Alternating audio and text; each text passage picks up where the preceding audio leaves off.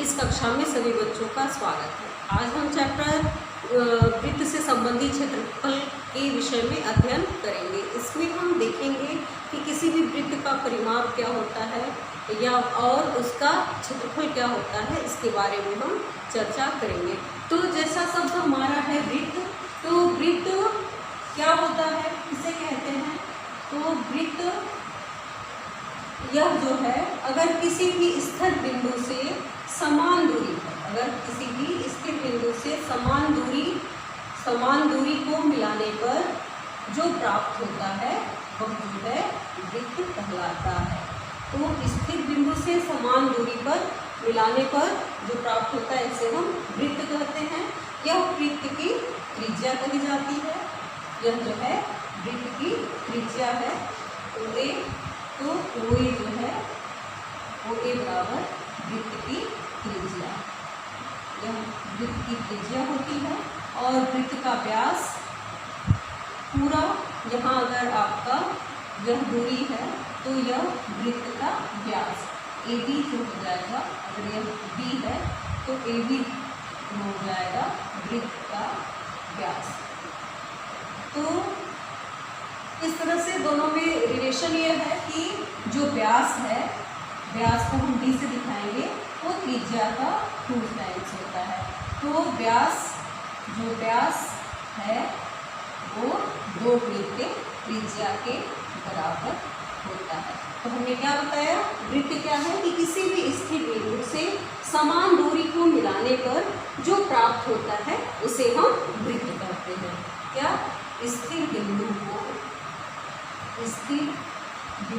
से समान दूरी को मिलाने पर जो प्राप्त होता है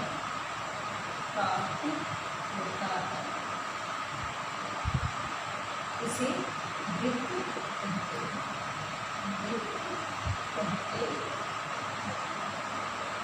और यह जो है स्थिर बिंदु से यह दूरी वृत्त की त्रिज्या कही जाएगी। कहीं भी लेंगे तो यह जो है समान होगी, सभी जगह से यह समान होगी। और यह पूरा जो है वृत्त का व्यास कहलाता है, जो वृत्त के केंद्र से होकर जाता है। व्यास क्या होता है कि जो वृत्त के केंद्र से होकर जाता है वो व्यास कहलाता है। यह त्रिज्या का 2 टाइम्स होता है। तो जिस प्रकार से हम लोग वर्ग, जैसे मान लीजिए ये आपका कोई वर्ग है या फिर आयत है या फिर आपका कोई भी समबाहु त्रिभुज है या किसी तरह का त्रिभुज है, तो हम इनका जो है परिमाप ज्ञात करते हैं। परिमाप कैसे ज्ञात करते हैं कि जितने भी साइड्स हैं सबका हम योग कर देते हैं तो हमें परिमाप मिल जाता है। अगर ये वर्ग है तो वर्ग का परिमाप क्या हो जाता है? अगर वर्ग है तो वर्ग का परिमाप 4 के भुजा हो जाएगा। अगर आपका ये आयत है, अगर ज्यामितीय आकृति में वृत्त है, आयत है और यह एक समबाहु त्रिभुज है या किसी तरह का त्रिभुज है, मान लीजिए यह त्रिभुज है और ABC यह इसकी माप है, तो आयत का परिमाप क्या होता है कि 2 लंबाई प्लस चौड़ाई के यह बराबर होता है। और अगर त्रिभुज है तो त्रिभुज का परिमाप क्या हो जाएगा? तीनों भुजाओं का योग AB plus BC plus C। तो इस तरह से हम कोई भी अगर ज्यामितीय आकृति दी हुई है तो उसका हम परिमाप ज्ञात करते हैं। इसी प्रकार से हमारा वृत्त है तो वृत्त का यहाँ परिमाप शब्द न होकर हम वृत्त के लिए परिधि का यूज करते हैं। वृत्त का परिमाप न करके इसको हम परिधि कहेंगे। तो किसी भी वृत्त की परिधि क्या होती है? यह जो है वृत्त की का परिमाप ही इसकी परिधि कहलाती है। जो यह परिमाप हम बताए कि वर्ग है, आयत है, त्रिभुज है, इसका हम परिमाप निकालते हैं तो वृत्त का परिमाप या यह जो है वृत्त की परिधि, हम यहाँ वृत्त के लिए परिधि शब्द का यूज करेंगे। तो वृत्त की परिधि क्या होती है कि वृत्त की परिधि क्या कहेंगे कि हमको कि यह जो है यह जो चली गई दूरी है, या चली गई दूरी को हम क्या करते हैं, वृत्त की परिधि कहते हैं। तो इसको हम इस तरह से कह सकते हैं कि वृत्त की अनुदिश एक बार चक्कर लगाने में जो दूरी तय की जाती है, क्या कह सकते हैं कि वृत्त के अनुदिश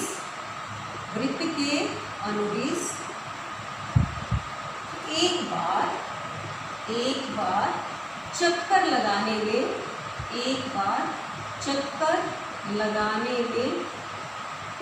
तय की गई दूरी क्या कहलाती है, वृत्त की परिधि कहलाती है। तो वृत्त की अनुदिश एक बार चक्कर लगाने में जितनी दूरी तय की जाती है यह क्या कहलाती है, वृत्त की परिधि कहलाती है। तो हम इसको ऐसे परिभाषित कर सकते हैं। तो इसका मतलब आपको क्लियर हो गया होगा कि परिधि क्या होता है कि वृत्त की अनुदिश एक बार चक्कर लगाने में जो दूरी तय की जाती है। जैसे इसमें वर्ग में है कि एक चक्कर लगाने में जो मिलता है उसको परिमाप बोलते हैं, तो यहाँ परिमाप का यूज करके हम उसको परिधि कहेंगे। तो यह परिधि हो गया कि एक बार चक्कर लगाने में जो प्राप्त होता है वो परिधि कहलाता है। और यह इसका क्या है, व्यास है। ये भी क्या है, इसका व्यास है। तो जब हम इन दोनों का अनुपात निकालते हैं, इसको खोजा गया कि कोई भी अगर वृत्त की परिधि है और उसके व्यास से भाग दिया जाता है, वृत्त के व्यास से भाग दिया जाता है, तो हमेशा एक कांस्टेंट मिलता है जिसका नाम यह पाई रखा गया है, जिसको जो है आर्यभट्ट ने, गणितज्ञ आर्यभट्ट ने इसका मान निकाला 3.14। तो इसका जो है आर्यभट्ट ने इसका मान बताया कि यह क्या है, 3.14। तो हम यहाँ यह कहना चाहते हैं कि अगर किसी भी तरह का वृत्त है, उसकी त्रिज्या कुछ भी हो, तो उसकी परिधि में से व्यास का भाग देने पर जो हमें प्राप्त होता है वह कांस्टेंट पाई होता है। तो इस तरह से हमें एक फॉर्मूला मिल जाएगा, वृत्त की परिधि इक्वल टू पाई इंटू व्यास। व्यास क्या होता है, त्रिज्या का 2 गुना होता है, तो पाई इंटू 2r। तो इस तरह से हमको इसकी परिधि को हम अगर c से दिखाते हैं तो वृत्त की परिधि हो जाएगी, वृत्त की परिधि इक्वल टू 2 पाई।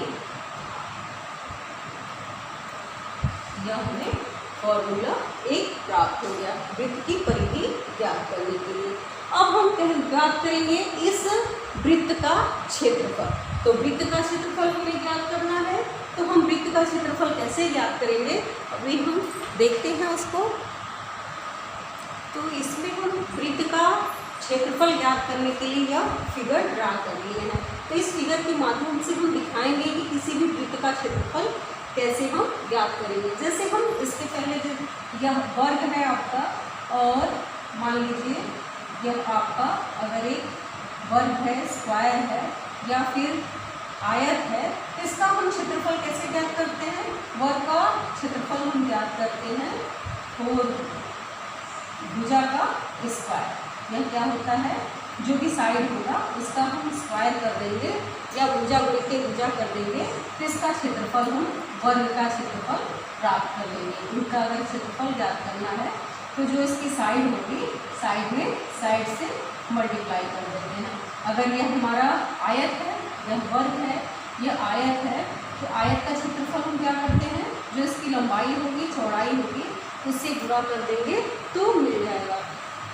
इस तरह से हम इनका क्षेत्रफल ज्ञात करते हैं।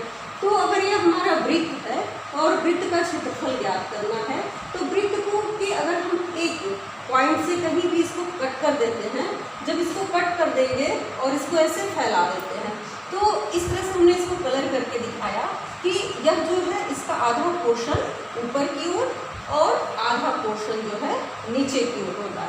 तो इसकी पूरी लंबाई क्या होगी, यह एक आयत की तरह यह बन जा रहा है। यह जो वृत्त है इसको हम कट करके इस तरह से इस पोजीशन में रखेंगे तो यह एक आयत का काम करेगा।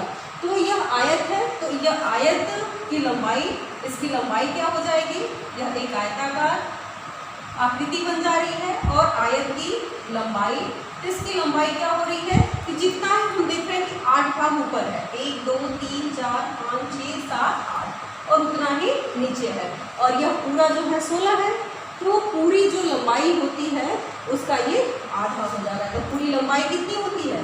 पूरी इसकी लंबाई इसकी परिधि के बराबर होती है, तो इसकी लंबाई क्या होगी? इसकी हाफ होगी।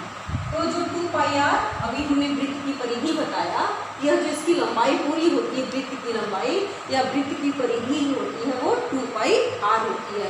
अब इसको जब एक आयत में कन्वर्ट कर देंगे तो यह जो है इसकी लंबाई, जो आयत की लंबाई मिलेगी इसकी आधी हो जाएगी। जो वृत्त की परिधि थी उसकी आधी हो जाएगी, तो इसकी लंबाई πr मिल जाएगी। और आयत, यह एक आयताकार फॉर्म दे रहा है, तो आयत की चौड़ाई, इसकी चौड़ाई हमें मिल जाएगी। क्या है? यह क्या है इसकी? यह इसकी त्रिज्या है, वृत्त की त्रिज्या है। तो वृत्त की त्रिज्या कितनी है? r है। यह किसके लिए है? जब वृत्त की त्रिज्या r हो तब इसकी परिधि 2πr होगी और इसका हम क्षेत्रफल ज्ञात कर रहे हैं। तो आयत का, यह जो आयत है इसकी चौड़ाई r होगी। तो यह आयताकार जो आकृति है, तो आयत का क्षेत्रफल, तो अभी हमने बताया कि आयत का क्षेत्रफल क्या होता है? लंबाई गुणे चौड़ाई। तो इसकी लंबाई है πr और चौड़ाई है r। इस तरह से यह πr²। तो यह पूरा जो वृत्त था इसको एक हम आयत के रूप में बना दिए और इसका हम क्षेत्रफल पा लिए πr²। तो इस तरह से हम कहेंगे कि जो यह वृत्त है वह जो है वृत्त का क्षेत्रफल हमें क्या मिल गया? πr²। वृत्त का क्षेत्रफल बराबर πr², जहाँ r जो है वृत्त की त्रिज्या है।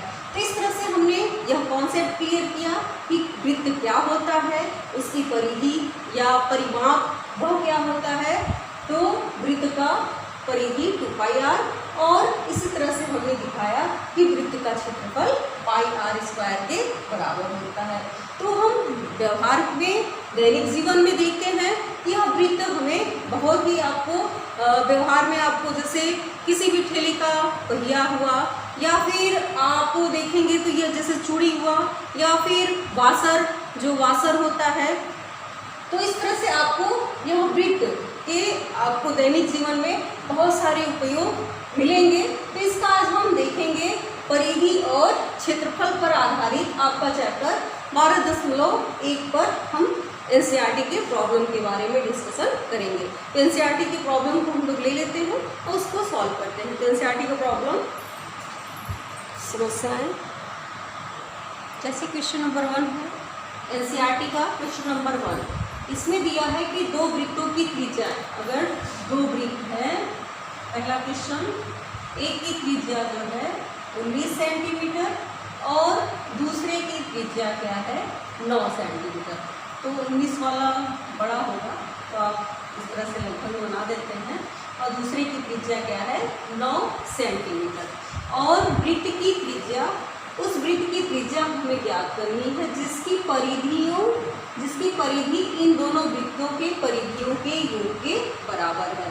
तो इन दोनों वृत्तों से हमें एक ऐसा वृत्त तैयार करना है जो कि दोनों के परिधियों के योग के बराबर है। इन दोनों के परिधियों को मतलब ऐसे काट देंगे तो जो परिधियां हैं उनको उनके योग के बराबर है। तो प्रश्न में क्या दिया है?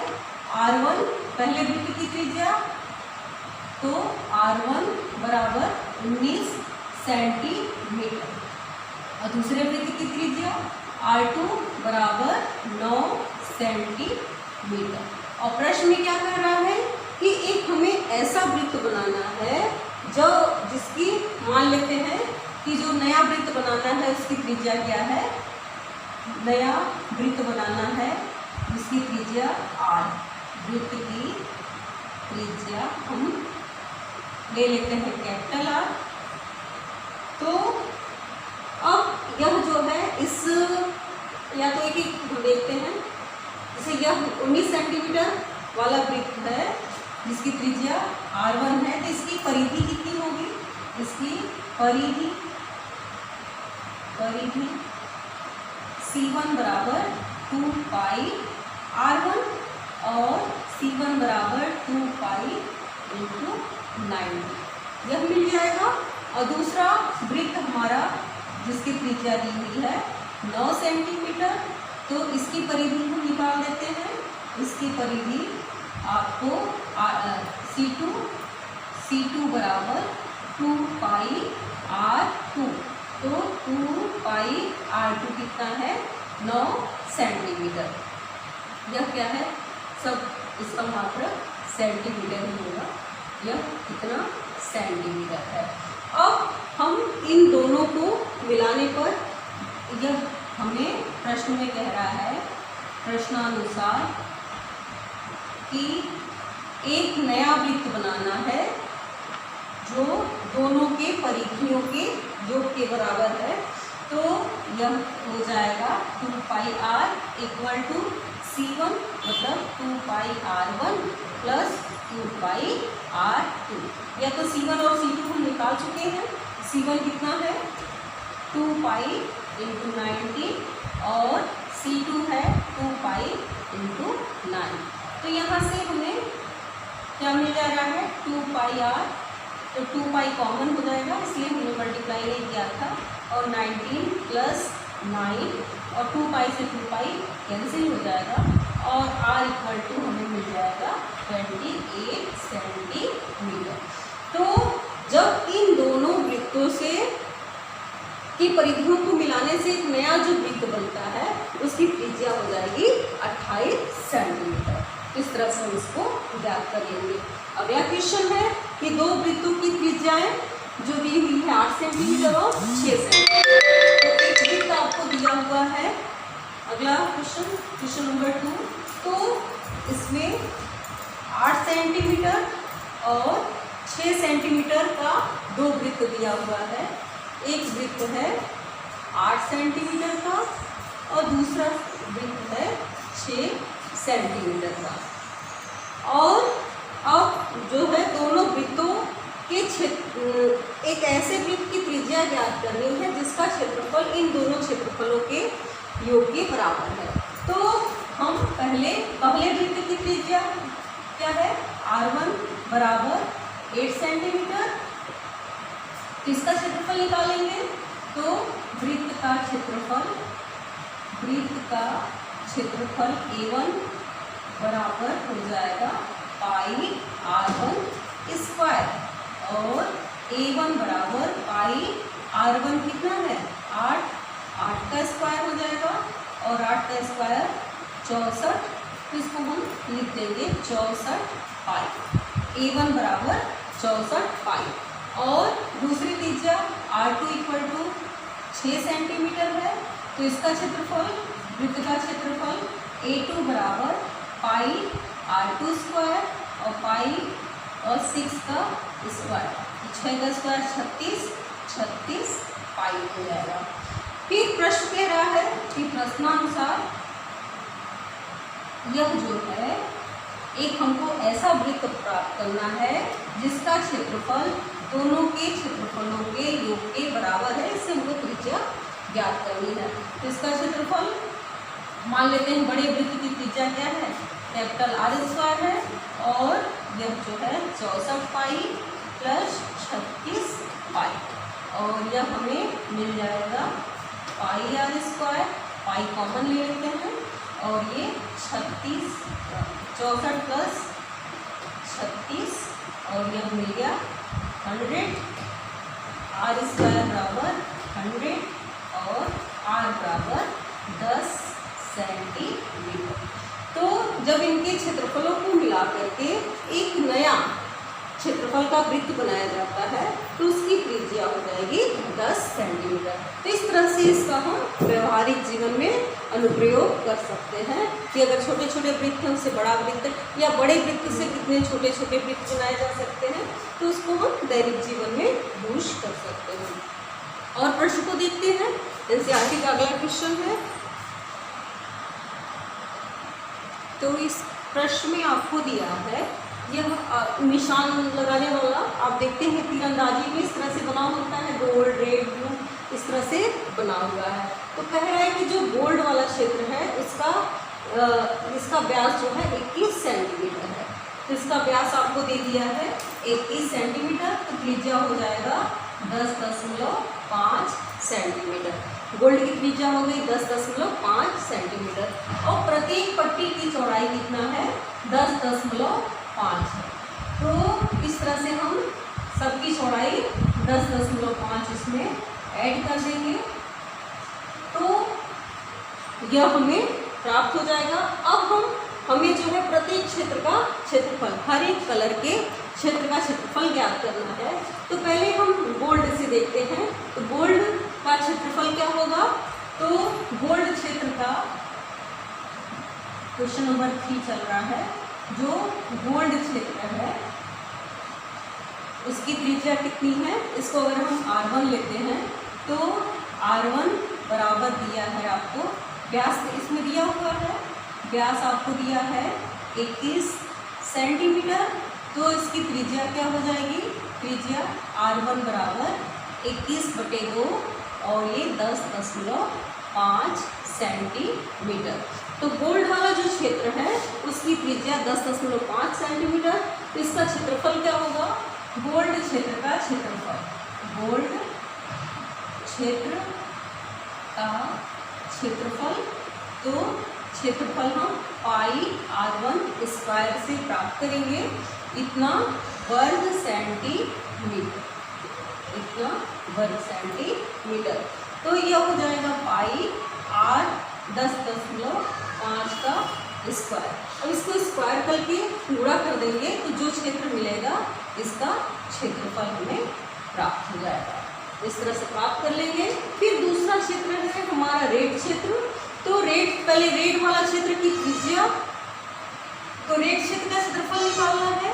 तो यह क्षेत्रफल हम पहले त्रिज्या निकालेंगे। तो रेड क्षेत्र की बात करेंगे तो हमारा रेड क्षेत्र कितना है कि पूरा इतना गोल्ड से लेकर रेड को जोड़ दें और फिर गोल्ड को हटा दें तब हमारा रेड क्षेत्र प्राप्त हो जाएगा।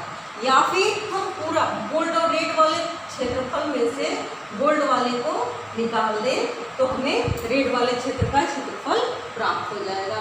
तो पहले हमें ये R2 कितना मिल जाएगा, हमें R2 जो है गोल्ड प्लस इतना, तो 10.5 प्लस 10.5 और यह 21 सेंटीमीटर प्राप्त हो गया। तो हमें रेड के क्षेत्र का क्षेत्रफल चाहिए, रेड क्षेत्र का क्षेत्रफल चाहिए, क्षेत्र का क्षेत्रफल यह निकालना है। तो हम पूरे वाले क्षेत्रफल में से या गोल्ड और रेड का दोनों का अगर हम क्षेत्रफल ले लेते हैं उसमें से गोल्ड वाला निकाल लेते हैं तो हमें रेड क्षेत्र का क्षेत्रफल प्राप्त हो जाएगा। तो इस तरह से करें कि πr2, अगर यह R2 square minus πr1 square, यह हमारा R2 है।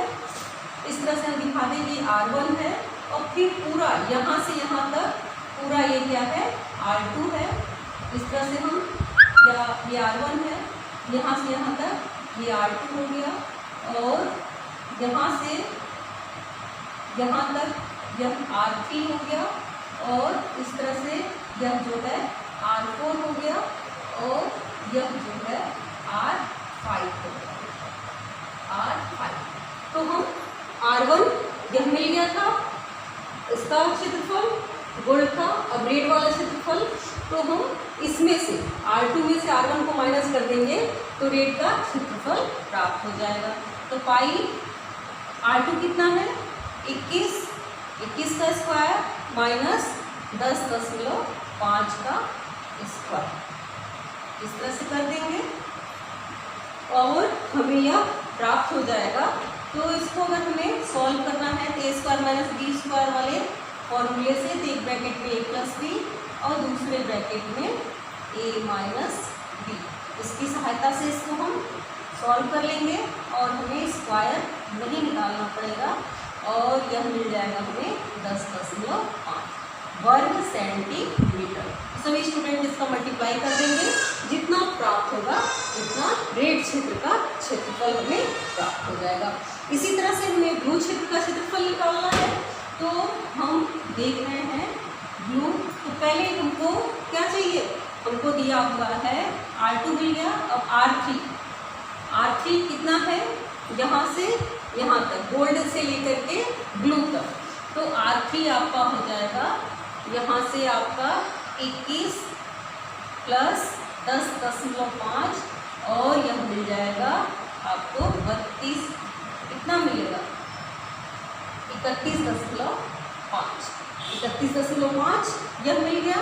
अब R3 हमारा 31.5 हो गया। तो ब्लू क्षेत्र का क्षेत्रफल, तो ब्लू क्षेत्र का क्षेत्रफल, तो इसमें हम क्या करेंगे कि पूरा ब्लू हमारा यहाँ तक है 31.5 तक, 31.5 ये निकालें, उसमें से हम यहाँ रेड तक का माइनस कर दें तो यह क्षेत्र हमें प्राप्त हो जाएगा। तो इसमें हम ऐसे करते हैं पाई R3 का स्क्वायर, या ऐसे कर दें पाई R3 स्क्वायर माइनस पाई और R2 स्क्वायर।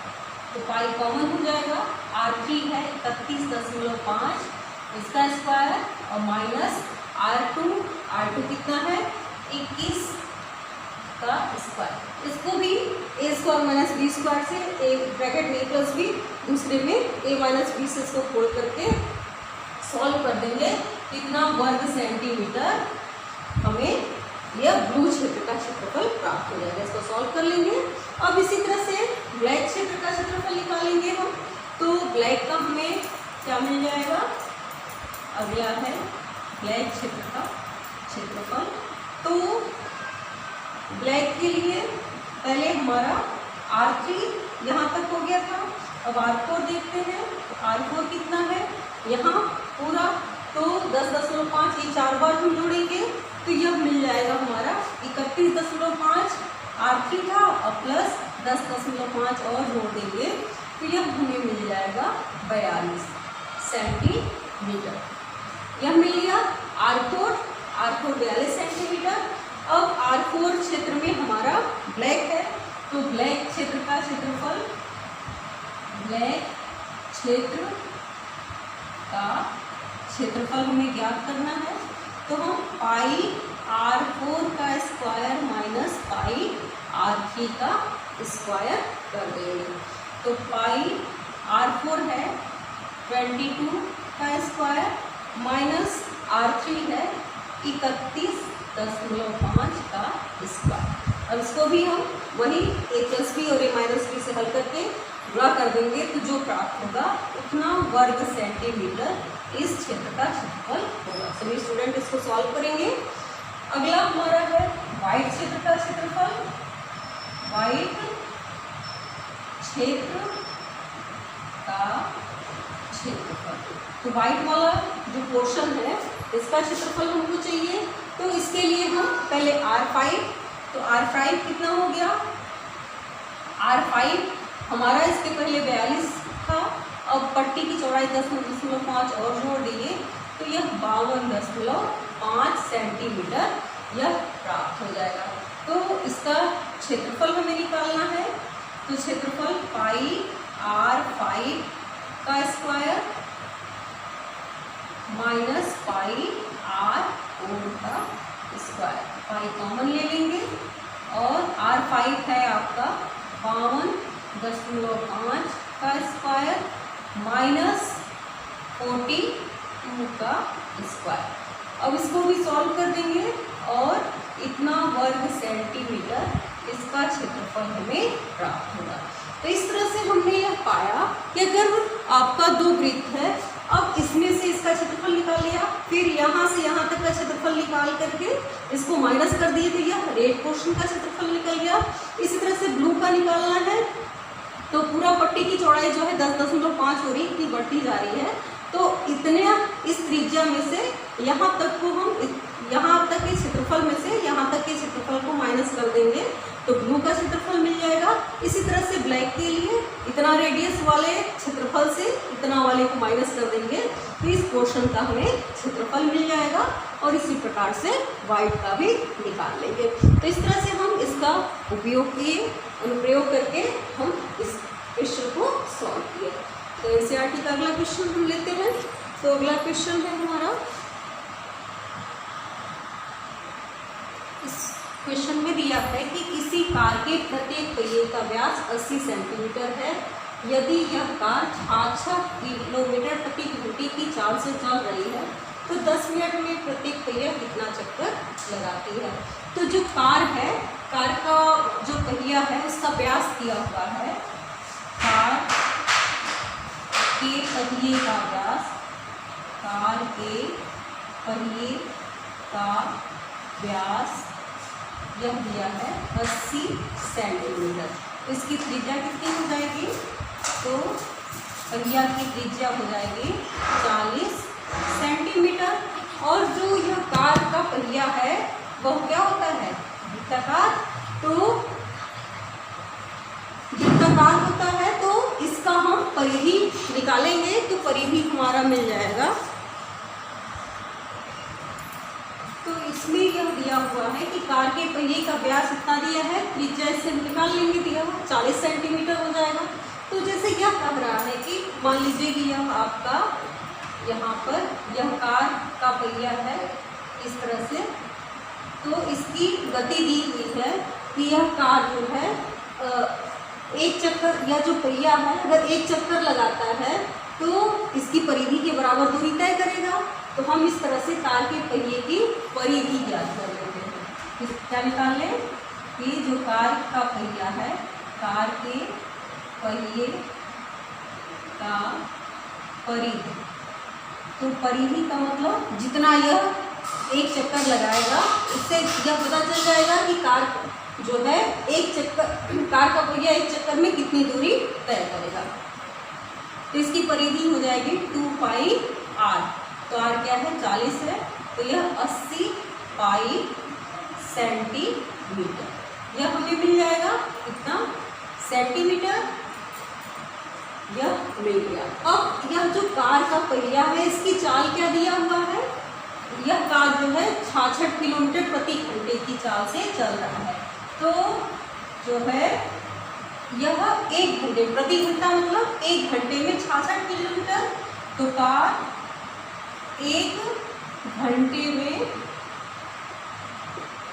66 किलोमीटर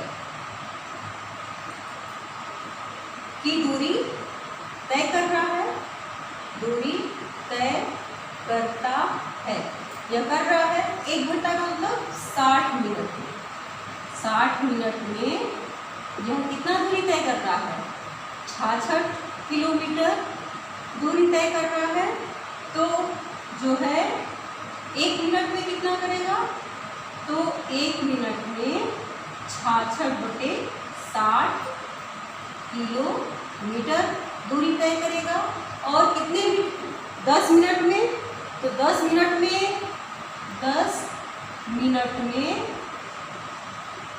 कार द्वारा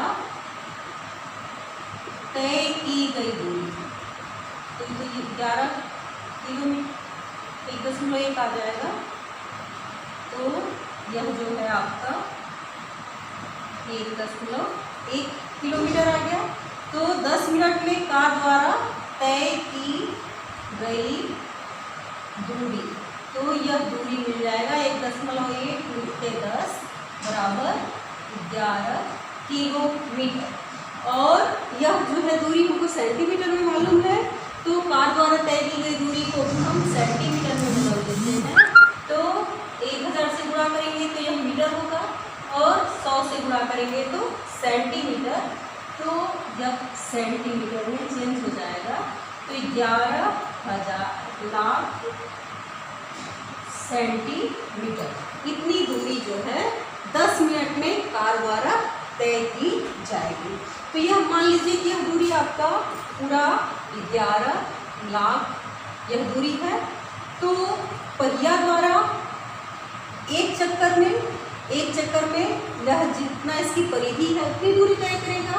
तो चक्रों की संख्या पूछ रहा है कि कितने चक्कर में यह जो है 11 लाख दूरी तय करेगा। तो यह चक्रों की जो संख्या है, चक्रों की संख्या संख्या, तो पूरी दूरी, कुल दूरी बटे पहिए का परिधि। तो कुल दूरी कितना है? 11 लाख, 2 3 4 5, 11 लाख, और परिधि है 80 पाई। यह है, और इसको हम सॉल्व करेंगे तो यह हमें प्राप्त हो जाएगा। इसकी पाई की वैल्यू रख देंगे, और 3 4 5 बटे 80 है, तो यह 22 बटे 7, 11 गुना 22, और यह मिल जाएगा हमें 17 लाख 7 लाख बटे 16, और इससे इसको काटेंगे तो यह हमें पूरा चक्रों की संख्या, इसको सॉल्व करेंगे तो चक्रों की संख्या आ जाएगी 43 75। इसको इससे डिवाइड करेंगे तो पूरा जो है 4375 चक्कर में यह पहिया इतनी चक्कर लगाएगा, तो यह जो है 11 लाख सेंटीमीटर की दूरी को तय करेगा। तो इस तरह से हम इस क्वेश्चन को सॉल्व करेंगे।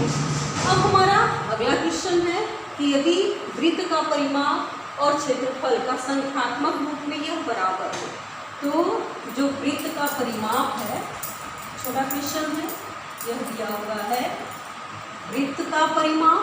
तो वृत्त का परिमाप क्या होता है? मान लेते हैं अगर वृत्त की त्रिज्या r है, कि त्रिज्या बराबर r है, तो इसका परिमाप या परिधि यह जो है क्या हो जाएगा 2 पाई r, और क्षेत्रफल जो वृत्त का क्षेत्रफल है वो पाई r स्क्वायर। तो कह रहा है कि दोनों संख्यात्मक रूप से बराबर हो जाए, तो प्रश्नानुसार परिमाप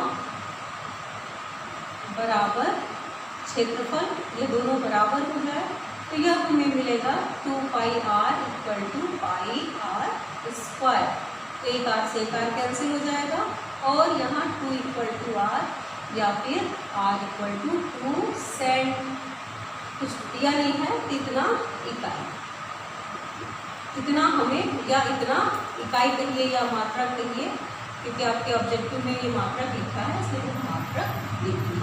तो इस तरह से हम इसका अनुप्रयोग करेंगे। तो आज हमने देखा एनसीईआरटी का प्रश्नावली 12.1 में कि किसी भी वृत्त की परिधि क्या होती है, उसका क्षेत्रफल क्या होता है, उससे संबंधित जितने भी क्वेश्चन थे इसको हमने सॉल्व किया, और जितने भी एग्जाम्पल के क्वेश्चन हैं सभी स्टूडेंट उसको जो है प्रैक्टिस करेंगे और उसको सॉल्व करेंगे, और इन क्वेश्चनों का रिवीजन करेंगे। धन्यवाद।